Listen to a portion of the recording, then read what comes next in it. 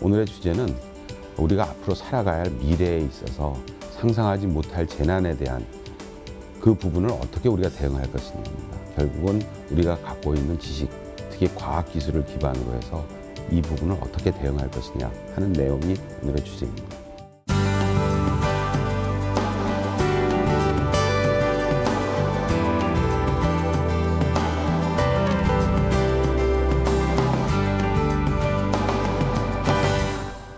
사실은 과학기술이라는 부분을 어떻게 볼 것이냐에 따라서 시각은 여러 가지 다르겠지만 제가 오늘 드리는 말씀은 사실은 재난안전에 대한 부분으로 보면 매우 우리가 지금 앞으로도 더 가야 할 길이 많고 생각해야 할 곳이 많고 재난안전에 대한 연구할 것들이 그렇게 많다라는 것을 기존으로 얘기를 드리고 싶습니다. 아시다시피 2001년에 911이 있었을 때 그런 일이 있을 거라고 우리가 상상도 못했고요. 그런 상황들이 실시간으로 방송이 되면서 전 세계가 모두가 파악할 수 있는 그런 세상에 이런 일이 있을 수 있느냐라는 얘기를 했었죠. 또한 2011년에 그 일본의 3.11이죠. 그때도 지진이 나서 일본만큼 재난에 대해서 과거부터 많은 경험을 했고 많은 준비를 하고 많은 예산을 투입하고 조직도 있었다고 생각했던 가장 선진국이고 그렇게 생각했던 재난에 대해서는 그 일본에서 이렇게 그 동일본 대지진이라는 지진으로 인한 그것으로 인한 지진 해일 쓰나미가 결국은 후쿠시마 원전에까지 그리고 그것이 전 세계적으로 영향을 미치는 그런 사고가 있었다는 겁니다. 제가 박사학위를 받고부터 시작을 하면 23년째 이것만 하고 있는 것 같습니다. 근데도 아직도 모르겠고 모르는 거는 너무 많고 해야 할 일은 많고 그냥 나이만 들어가는 것 같습니다. 그래서 이제는 제가 원장이 돼서 제가 있는 임기 속에서 제일 먼저 해야 될 것, 작은 것부터 할 수 있는 것부터 하자라는 생각을 갖고 있습니다. 근데 저희가 지금 또 연구를 한 파트에서 하고 있는 것은 그 지구 온난화의 역설. 그래서 한파. 그 여러분들 저게 뭐지? 2012년인가에 그 영화에 보면 그 지구 온난화의 문제가 어떤 지역에 엄청난 한파를 갖고 온다라는. 그래서 우리나라에도 그런 가능성이 있다라는 것을 또 생각을 하고 있습니다. 그게 이제 6도의 악몽이라는 곳에서 책에서 보면 이런 식의 1도 올라갈 때보다의 문제를 얘기를 하고 있습니다. 결국 6도가 올라가면 모든 동식물이 다 멸종할 가능성이 크다라는 얘기죠. 이런 게 어떻게 보면 지금 우리가 처해 있고 우리가 고민해야 되는 어떤 외력이나 이런 상황이라는 것은 여러분들이 모두 이해하시겠죠. 사실은 자연재난도 옛날에는 그렇죠? 옛날에는 뭐 우리 조선왕조실록이나 이런 데를 보면 가뭄이거나 큰 재난이 일어나면 왕이 이게 내가 부덕한 소치다라고 하면서 뭐 기우제를 하든지 그런 제사를 지낼 정도로 일단 인간의 컨트롤, 재난의 그 통제의 영역을 벗어난 것이라고 생각했습니다. 그건 그래서 어떻게 보면 신의 영역이라고 생각하고 인간이 어쩔 수 없다라고 생각했지만 최근의 자연재난을 보면 결코 그런 것이 아닙니다. 왜냐하면 수많은 기술과 도시를 기반으로 한 수많은 시설과 인력들이 모두 모여 있다 보니까 인위적인 어떠한 시설들이나 어떤 개발 행위가 거꾸로 외력은 자연적이지만 일어나는 현상은 더 심각하게 만드는 그런 것입니다. 그래서 이젠 자연재난이 아니라 자연스럽지 못하다는 겁니다. 이제 자연재난도. 우리가 자동차를 발명을 하면서 자동차로 인해서 얻을 수 있는 것들이 엄청난 편리성, 그렇죠? 그만큼 수많은 활동이 더 많아질 수 있고 그런 이득이 있는 반면에 그 뒤에는 뭐냐면 자동차 사고라는 것을 통해서 사람들이 죽을 수도 있는 거지 않습니까? 시간이나 자기 활동의 영역이나 범위를 넓힌다는 하나의 긍정적인 효과의 반대에는 사고를 통해서 목숨을 잃을 수도 있는 그 양면성이 항상 있는데 그런 부분을 우리가 생각해야 된다는 겁니다. 그래서 그런 부분이 우리가 지금 생각했던 그런 정상적인 어떤 시스템 내에서의 적절한 틀로 가면 좋은데 가끔씩 그러지 않았을 때의 문제를 우리가 어떻게 할 거냐. 이게 가장 커다란 문제 같습니다. 그래서 이제 저희가 행정적으로 보면 이렇게 얘기합니다. 옛날에 그 대처, 레이건 80년대 초반부터 이 행정학에서도 마찬가지로 대부분이 작은 정부가 너무 거대해졌다. 너무 그 공공기관이나 이런 것들이 너무 커졌다. 그래서 늘 대통령 지금도 마찬가지지만 새로 정부가 나설 때마다 하는 얘기가 작은 정부를 지향한다고 합니다. 그것은 어떻게 보면 거기에 플러스 뭐냐면 나머지 기능을 다 민간에게 시장에 맡긴다는 겁니다. 시장에 의한 것으로 해결을 할 수 있을 것이라고 생각하고 가장 적은 부분만 정부가 하겠다라고 얘기를 합니다. 그러다 보니까 정부는 점점 축소가 됩니다. 특히 재난 관리에 대한 부분은 가급적 안 생겼으면 좋을 정도로 작아졌었습니다. 과거에도. 근데 이게 가장 커다란 문제가 뭐냐면 마치 우리가 그 자동차도 마찬가지죠. 우리가 모든 것들이 다 정확하게 그렇게 우리가 계산된 대로 원하는 대로 시스템이 컴퓨터가 돌아가듯이 그렇게 돌아갈 때를 전제로 한 것입니다. 근데 아까도 말씀드렸지만 우리가 살고 있고 지금도 경험해봤고 앞으로 살 미래라는 것은 그런 것이 아닌 뭔가의 잘못된 뭔가가 생겼을 때에 대한 대처 능력이 없는 겁니다. 그래서 결국은 효율성 기반의 행정이라는 것은 공공 서비스라는 것은 원하는 대로의 그 시스템적으로 잘 맞았을 때의 얘기입니다. 근데 재난은 안전은 그거 이외에 다른 요소가 들어갔을 때 우리가 그 부분을 얼마나 우리가 컨트롤할 수 있고 우리가 잘 대처할 수 있느냐에 대한 문제이기 때문에 그래서 이 가외성이라는 것이 필요합니다. 우리가 자동차가 연료 연비가 좋아야 된다고 주장을 하면서 그죠? 그 자동차에 그런데도 불구하고 연비가 중요하다고 얘기하면서도 우리 자동차 뒤에 스페어 타이어를 갖고 다니는 이유는 뭐냐면 만약의 사태를 대비하기 위한 것입니다. 그렇듯이 우리나라의 공공서비스나 재난관리의 행정도 어떻게 보면 그런 가외성이 여분이 있어야 된다는 거죠. 꼭 그렇게 작고 시장에 그렇다고 해서 재난관리에 대한 부분이 시장 경제의 개념으로 해결될 수 있는 게 아니라는 거죠. 그러면 최소한의 공공서비스로의 재난은 어디로 가야 되느냐 하면 그런 여분이 있는 곳이 돼야 된다는 게 제 주장입니다. 그래서 결국은 앞으로는 최악의 것을 어떻게 예방하고 최악의 어떤 사태가 돼도 어떻게 우리가 운영할 수 있고 대응할 수 있냐의 커패시티 역량이라는 것을 가지는 것이 중요하다고 생각합니다. 여기서 제가 주장하고 싶은 건 어플루엔자라는 말입니다. 어플루언스와 인플루엔자를 합친 사실 제가 지금 몸무게가 뚱뚱합니다. 제가 어렸을 때는 5형제였는데 5남매였는데 제가 막내였습니다. 뭘 하나를 먹는 것도 서로 먹으려고 그러고 맛있게 먹고 좋았었는데 그죠? 영화를 보면 미국은 저렇게 사는구나. 내가 언제 한번 차를 몰 수 있을까? 내가 차를 가질 수 있을까? 그러던 어린 시절을 봤습니다.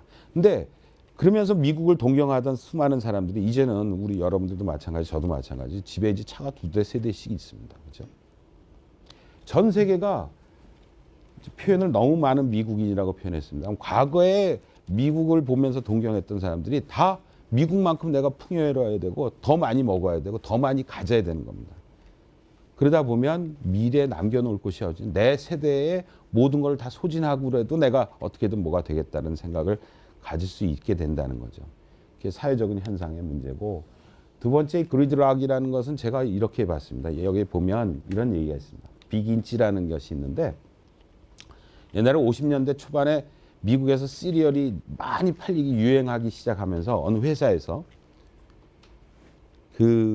우리 제품을 어떻게 하면 잘 팔 수 있을까 해서 생각을 한 게 제가 기억하기에 텍사스 주에 아주 넓은 땅을 하나를 그 회사가 사서 싸게 그거를 1스퀘어 인치만큼을 다 잘라갖고 집원을 만들어갖고 그 증서를 시리얼에 하나씩 넣은 거예요. 우리 제품을 사시면 요 땅을 소유 증서를 준다고 한 거죠. 그래서 엄청나게 잘 팔렸답니다. 문제는 잘 팔리고 끝나면 모르는데 이제 문제가 뭐냐면 80년대 되고 90년대가 되면서 그 수많은 텍사스의 땅 중에 딴 데는 다 개발되는데 거기만 안 되는 거예요. 왜냐하면 알박기라고 아시지 않습니까? 누군가가 다 버렸을 증서로 생각했는데 누군가가 갖고 있어서 그 땅을 개발 못하게 한다는 거죠. 결국은 제가 이 책에서 본 건 텍사스주에서 그거를 다 뭐라고 하나 환수를 해갖고 다시 그러면서 재개발이 됐다는 겁니다. 여기서 얘기하는 이 교수가 하버드 대학의 교수가 얘기하는 건 이겁니다. 과학기술로는 우리가 인류의 가장 커다란 질병인 암을 고칠 수 있는 기술은 다 개발돼 있다는 겁니다. 문제는 그 약을 만들 수가 없다는 게 문제라는 거예요. 왜냐하면 수많은 회사, 수많은 학자, 수많은 사람들의 이 나라 저 나라 사람들이 다 개별적으로 특허를 갖고 있다는 거예요. 그것들을 다 사서 조합해서 약을 만들어서 팔아서 회사가 운영돼야 되는데 그 특허 출원료 이거 다 그 돈을 그 사람들이 요구한 돈을 내주면 결국은 그 항암제나 약을 만들어도 돈이 안 남는다는 거예요. 그래서 못 만든다는 겁니다. 재난도 마찬가지인 것 같습니다. 제가 얘기 드리고 싶은 건 어쩌면 우리가 갖고 있는 국내에서 갖고 있는 기술 개별 요소들이 어쩌면 다 모여서 뭔가를 만드는 데 써야 되는데 사실은 목적이 그렇지 않습니까? 근데 그게 아닌 요소로 작용할지도 모른다는 것을 사실은 운유적으로 표현을 드린 거고요. 엘고 그룹에서도 이 얘기를 합니다. 노멀, 정상적이지 못한 앱노멀한 것이 가장 커다란 재난의 문제로 됐지만 이제는 그런 컨셉이 아니다라는 겁니다. 이제는 뉴노멀이라고 하는 더 심각한 부분을 대응할 수 있는 역량을 국가가 가져야 되고 사회가 가져야 된다. 그래서 뉴노멀의 시대라고 얘기를 합니다. 그래서 저희는 이런 걸 하고 있습니다. 저희 연구원에서 앞으로 더 업그레이드 돼야 되겠지만 저희가 지금 하고 있는 게 뭐냐면 산지 돌발홍수 예경보 시스템입니다. 이건 뭐냐면 2009년에 이것 때문에 저도 2009년에도 제가 여름 휴가를 못 갔습니다. 경북 봉화에서 갑자기 사람들이 죽었습니다. 왜 그러냐면 이 물놀이를 경북 봉화하면은 아주 산골에 그 산에서 갑자기 비가 엄청나게 온 겁니다. 그 흔히 게릴라성 호우라고 얘기하는데요.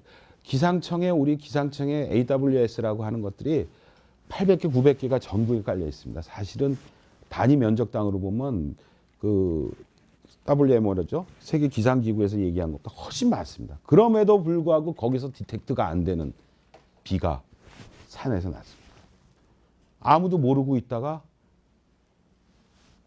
하천이 가보니까 하천이 한 5m, 10m 이내의 하천이었는데 나중에 50m가 됐습니다.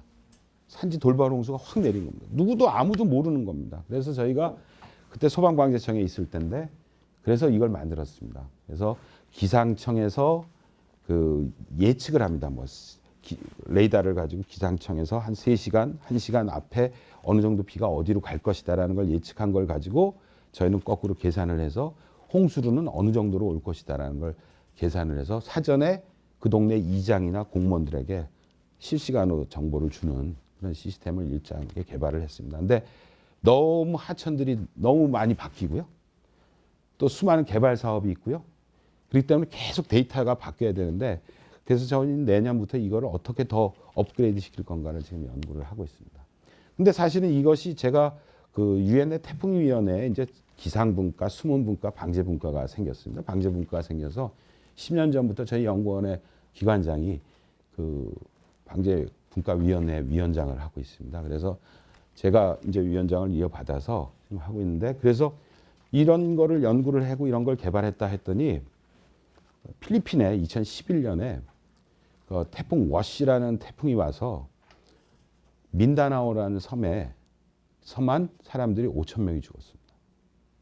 그래서 그쪽에서 필리핀 정부에서 구체적으로 요청을 해서 그 시스템의 개념을 이 민다나오 섬에 설치를 해줬습니다. ODA 사업으로. 그래서 올해 이제 완료가 되는데요. 개념적으로는 결국은 그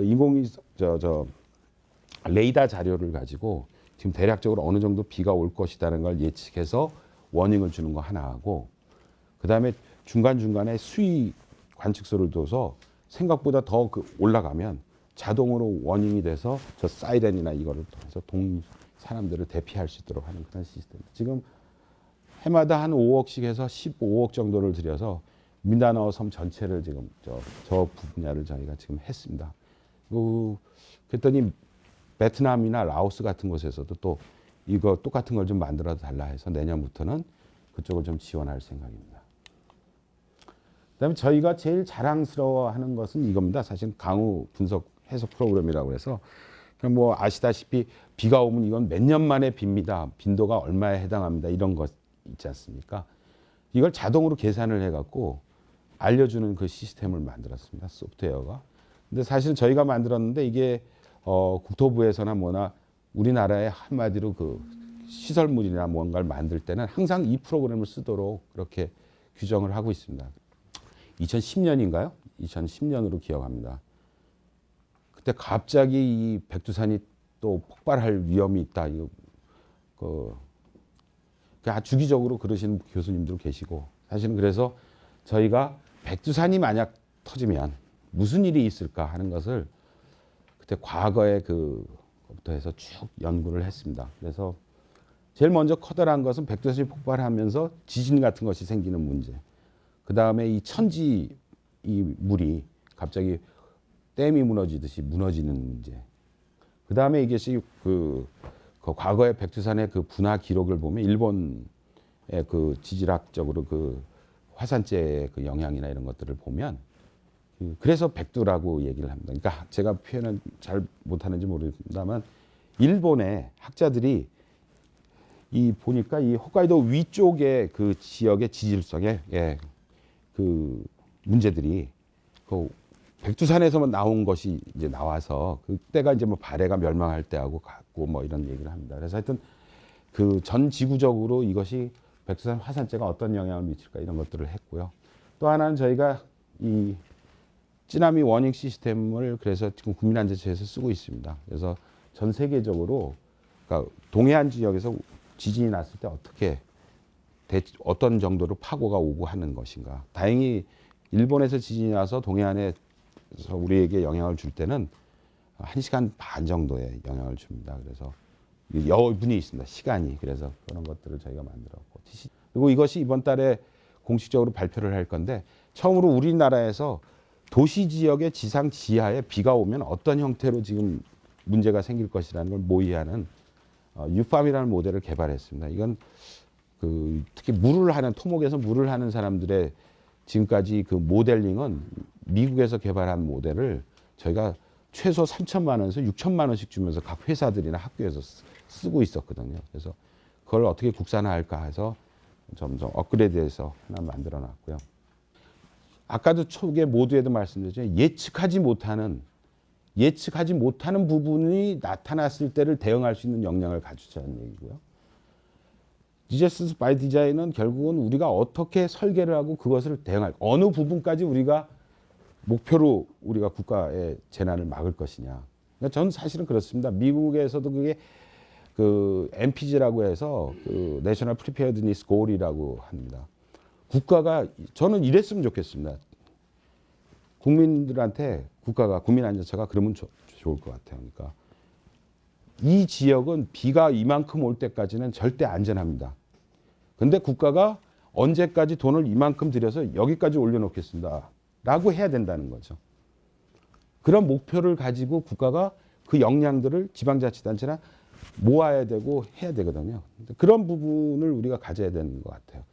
그래서 결국 디자인을 잘 하냐 못하느냐에 따라서 재난은 더 일어날 수도 있고 더 많이 줄일 수도 있다는 거고 그 다음 문제는 paying the price입니다.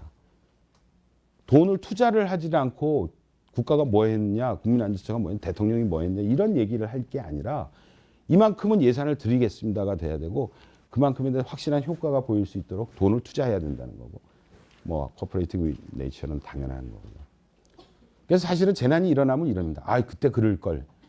이랬어야 되는데 그것도 특히 정부가 중앙정부가 저 공무원이 저 국장이 그랬어야 된다고 얘기하는 비난하는 사람들이 많습니다. 그리고 재난이 일어나면 다시는 그러지 말아야겠다고 얘기는 하는데 그 다음에 또 잊어먹어요. 문제는 결국은 뭐냐면 아는 게 중요한 게 아니라 괴테가 이미 얘기했듯이 그걸 현장에 적용해야 되는 거. 수많은 과학기술을 우리는 많이 있지 않습니까? 현장에 어떻게 적용할까의 문제입니다. 그리고 재난 일어난 다음에 땅을 치지 말고 그래 다음엔 내가 이래야지가 아니라 지금 당장 실천을 해야 되는 그것이 아마 재난관리에서 가장 중요한 일이 아닌가 이런 생각을 하게 됩니다.